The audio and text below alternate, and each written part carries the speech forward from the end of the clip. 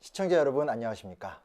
KBC 창사 26주년 특집 토크멘터리 쿠데타의 역사, 저는 진행을 맡은 심용환입니다. 오늘 저와 함께 말씀을 나눠주실 두 분을 소개하겠습니다. 송철원 현대사기록연구원 원장님, 안녕하세요. 네. 공진성 조선대 정치외교학과 교수님 오셨습니다. 안녕하십니까. 네. 그러면 좀 뭐라고 할 수 있을까요? 쿠데타 하면 조금 기성세대들 입장에선 직접 봤던 거고 또 경험했던 거고 또 분노했던 거고 싸웠던 거긴 하지만 또 젊은 세대들 입장에서는 낯설기도 하고 이번 미얀마에서 일어난 모습을 보면서 좀 당혹스럽기도 하고 좀 그렇거든요. 그래서 오늘은 좀 쿠데타에 대해 좀 이렇게 하나하나 차근차근 좀 쿠데타의 기원과 역사부터 좀 얘기를 해나가야 될 것 같은데 쿠데타 아까 저한테 이렇게 지적해 주셨잖아요. 쿠데타라고 하지 말고 쿠데타라고 하라 뭐 이런 말씀도 하셨는데 이 쿠데타의 개념이 정확히 뭔지 어떻게 저희가 알 수 있을까요? 예, 방금 말씀하신 것처럼 이 쿠데타라고 하는 개념은 우리 입에 잘 붙지 않습니다. 그렇죠. 발음도 힘들고요. 외래어라서 그렇죠. 근데 이 기원 자체가 이제 프랑스에서 왔는데요. 쿠라고 하는 단어와 그 다음에 이제 영어 전치사 오브에 해당하는 드라고 하는 전치사가 중간에 끼어 있고요. 그리고 뒤에는 에따라고 하는 이제 국가를 뜻하는 이제 명사가 있습니다. 이것이 이제 합쳐져서 쿠데타가 되는데 왜 이런 말을 이제 사용하게 됐을까? 이것이 이제 사실 궁금한 일입니다. 사실 프랑스에서도 이제 17세기부터 이런 단어가 사용됐었다고 합니다. 그런데 이제 그 당시에 이 단어의 용례는 당시의 국가는 곧 왕이었기 때문에 그 쿠라고 하는 어떤 행위의 주체가 왕이었다고 합니다. 그러니까 이제 왕이 자신의 어떤 엄청난 힘을 가지고서 누군가를 때리는 행위, 이런 것을 쿠데타라고 불렀었는데요. 우리가 알다시피 이제 서구의 역사는 그런 왕이 지배하던 세계에서 점점점 이제 권력이 더 많은 사람에게 분산되고 그래서 말하자면 근대적인 의미의 국가가 탄생하게 됩니다. 그래서 나중에는 이 국가는 더 이상 왕을 의미하지 않게 되고 그 자체로 그러니까 왕이나 통치자와는 구분되는 의미의 객관적인 국가가 탄생하게 되는데 이 국가의 탄생과 이 쿠데타라고 하는 개념이 밀접하게 연결이 되어 있는 겁니다. 그러니까 이제 국가기구가 발전하면 할수록 힘이 커지는 것이고 그리고 딱히 과거와 같이 왕이나 귀족과 같은 주인이 없는 상황에서 누군가가 그 국가를 탈취하려는 시도를 하게 되는 거죠. 그렇게 되면서 이제 이 쿠데타라고 하는 개념의 뜻이 좀 전에 말씀드린 것처럼 과거에는 왕이 어떤 행위를 하는 것을 가리켰다면 이제는 그 외의 사람들이 국가를 빼앗으려고 하는 행위를 가리키는 표현으로 이제 바뀌게 됩니다. 구체적으로 이제 프랑스에서는 이 쿠데타라고 하는 단어가 굉장히 부정적 의미를 가졌는데요. 뭐 잘 아시다시피 프랑스에서는 유명한 인물 두 사람이 있죠. 같은 이름을 쓰고 있는 나폴레옹이라고 하는 이제 황제 그리고 그 조카인 나폴레옹 3세.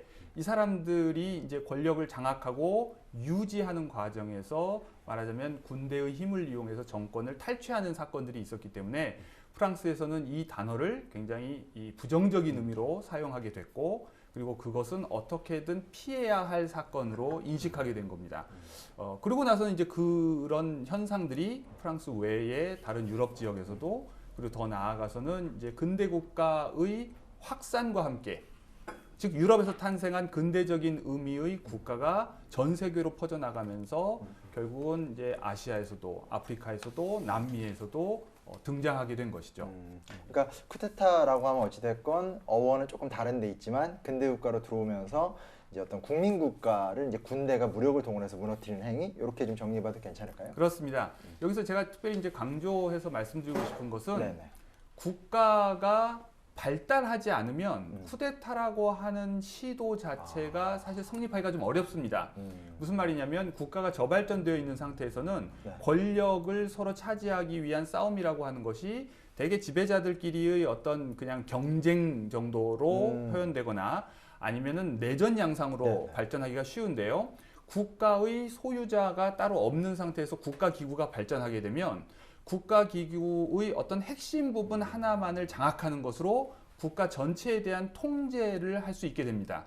바로 이런 어떻게 보면 이 명암이 교차하는 것인데 국가가 발전한 결과 쿠데타도 가능하게 됐다는 겁니다. 그리고 쿠데타는 사실 그런 의미에서는 매우 효율적인 정권 장악 방법입니다. 그러니까 굳이 다수의 지지를 얻을 필요도 없고 굳이 많은 사람의 피를 흘리지도 않고도 국가기구의 어떤 핵심 부위 한 곳을 장악함으로써 국가 전체에 대한 통제를 장악하는 아주 굉장히 독특한 현대적 현상이라고 할 수 있겠습니다. 그럼 제가 이해한 바대로 이렇게 한번 해석을 해보면 사회 시스템이 체계화되고 제도가 질서가 잡히니까 옛날에는 그냥 뭐 국왕이 뭐 해라 마라 했다라면 그게 아니라 제도화가 된 상태가 되니까 오히려 국가 권력을 뺐으면 국가 전체를 조종하기 유리한 상황 뭐 이런 것들이 배경이 됐다라는. 그렇습니다. 거기에서 한 가지 또 말씀을 드리면 어차피 다 편집하실 거니까 편하게 제가 말씀을 편하게 드릴게요. 말씀해 주시죠. 네. 국가가 발전하고 있다고 하는 것의 상징으로 네. 우리가 주로 꼽는 것이 관료제의 발달입니다. 음. 그러니까 이제 국가 기구가 성장한다는 얘기는 국가에 관료제가. 월급을 받는 공무원들이 늘어난다는 얘기고 이 공무원들이 가지고 있는 기본적인 덕성은 상명하복입니다. 네네. 그렇기 때문에 시키는 일 열심히 하고 그리고 자기가 스스로 판단하기보다는 윗사람의 판단에 복종하는 거죠. 네네. 마찬가지로 이런 관료 기구 중에 근대 국가의 핵심 기구가 군대입니다. 군대 역시 이제 과거의 군대는 사실상 전쟁이 있을 때마다 소집되는 군대였다면 근대 국가가 발전하면서 상비군이 생기죠. 그리고 이 상비군은 병영에 머무르면서 오랫동안 훈련을 받습니다. 그리고 훈련의 핵심 내용은 뭐냐면 상명하복입니다. 군대도 일종의 관료 집단이 되는 거네요. 그렇죠? 가장 훈련되고 가장 효율적인 관료기구라고 할 수 있죠. 네. 그러니까 이 관료기구를 장악하는 사람이 결국 국가 전체를 장악할 수 있는 가능성이 점점 높아지는 겁니다. 아, 또 그렇게 연결돼서 또 생각이 예, 예. 되네요. 그리고 하기가 옛날에 뭐 이렇게 귀족들의 집단 정도가 군인이고 전쟁할 때 그냥 귀족들끼리 싸우고 막 이랬다고 하는데 그렇죠. 관료제의 발달이라는 것이 쿠데타를 뭐 역설적으로 오히려 또 가능하게 했다. 의미가 있는 것 같습니다. 선생님 그 방금 이제 공진성 교수님께서는 그 개념적인 좀 쿠데타 이런 얘기를 많이 해주셨는데 선생님 사실 아까도 처음에 이렇게 말씀하셨지만 몸으로 좀 겪으셨던 세대시잖아요. 네. 선생님이 어떤 경험하셨던 혹은 느끼시는 쿠데타에 대한 뭐 정의 이런 걸 어떻게 볼 수 있을까요? 네, 예, 공 교수님과 함께 공부를 많이 하고 가겠습니다. 그 쿠데타를 일으키는 사람들, 특히 박정희 같은 사람들은 네. 자신들이 일으킨 쿠데타를 혁명이라고 부르길 좋아합니다. 그렇죠. 어감상 혁명이 훨씬 네. 좋으니까요. 쿠데타와 혁명의 근본적인 차이가 무엇인지를 간단히 설명할 수가 있겠죠. 네. 쿠데타건 혁명이건 비합법적 방식에 의한 정권 탈취를 말하게 되는데 네. 비합법성. 네, 비합법적이라는 것은 법률뿐만 아니라 주범에도 어긋나는 것을 말하죠. 네. 그 비합법적 이 권력 탈취라는 것이 지배 계급 간의 상부 지배 계층 간의 수직적인 권력 이동일 때 네. 네. 이것은 쿠데타가 되고 피지배 계층. 피지배 계층이 들고 일어나서 지배 계층을 무너뜨리는 수직적 권력 이동이 혁명이라고 보면 되겠죠. 그러니까 4.19 혁명은 네. 권력이 수직적으로 이동했다고 볼 수 있을 것이고 불행하게도 5.18 민주항쟁의 경우에는 많은 희생이 따랐음에도 불구하고 권력 이동이 없이 전두환 집권이 그냥 그대로 이어졌습니다. 그래서 이걸 우리가 혁명이라고 부르지 못하고 항쟁이라고 부르게 되는 참 그것을 불행하게 생각합니다.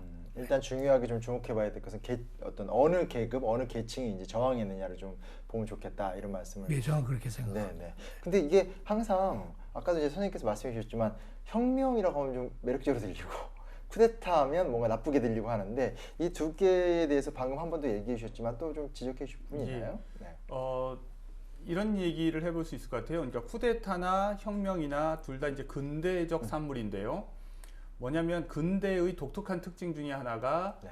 진보라고 하는 관념입니다. 진보. 그러니까 세상이 점점점 좋아진다 또는 발전한다고 하는 것이죠. 그래서 산업혁명 이후에 특히 유럽 사회에서는 정말로 세상이 변하는 걸 느꼈고 그리고 그렇게 해서 물질 세계가 변화하는 속도에 비해서 자신들이 살고 있는 어떤 정치 세계가 네, 네. 굉장히 더디게 변한다고 하는 그런 조급증 또는 답답함을 느꼈을 겁니다. 바로 이 변화의 속도를 앞당기려고 하는 시도가 바로 혁명과 쿠데타입니다. 근데 방금 송 원장님이 말씀하셨다시피 그 힘이 밑에서부터 올라오느냐 아니면 그냥 위에서 등장하느냐 이 차이가 있는 것이죠. 둘 다 결국은 이 속도를 시간 변화의 속도를 앞당기려고 한다는 점에서 매우 근대적인 현상인데 그런 면에서 어떻게 보면 보수주의자들은 네. 바로 이런 시간의 변화가 곧 긍정적 변화를 의미하지 않는다고 보기 때문에 사실 혁명에도 반대해야 옳은데 우리나라의 아주 아이러니는 한국의 보수주의자들이 오히려 박정희의 쿠데타를 혁명이라고 부르려고 하고 혁명 자체는 긍정한다는 것이 굉장히 아이러니입니다. 사실 유럽에서 대표적으로 이제 영국의 보수주의자, 보수주의의 아버지라고 하는 에드먼드 버크 같은 경우에는 프랑스 혁명을 보면서 엄청 비판했잖아요. 그게 좀 제대로 가는 게 그렇죠, 아니라고 얘기를 했단 말이죠. 그런 의미에서는 참 역설적인 상황이라고 할 수 있겠습니다.